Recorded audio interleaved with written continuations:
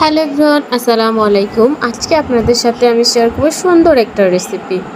এখানে কচু নেওয়া হয়েছে, কচুর ডাঁটা, ঢেঁড়স, মিষ্টি কুমড়ার পাতা, আলু, এই তিনটা মিলে একটা সবজি তৈরি করব। প্রথমেই কিছু মাছ ভেজে নিয়েছি।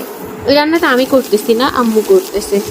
মাছ ভাজা ওই তেলের মধ্যেই পেঁয়াজ রসুন দিয়ে দিয়েছে।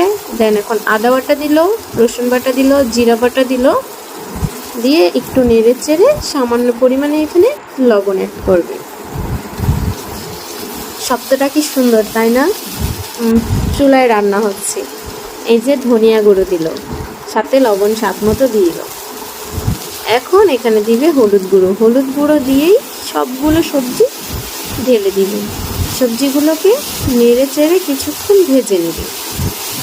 এর গা থেকে একটা পানি বের হয়, এই পানিটাকে একটু নেড়ে চেড়ে বের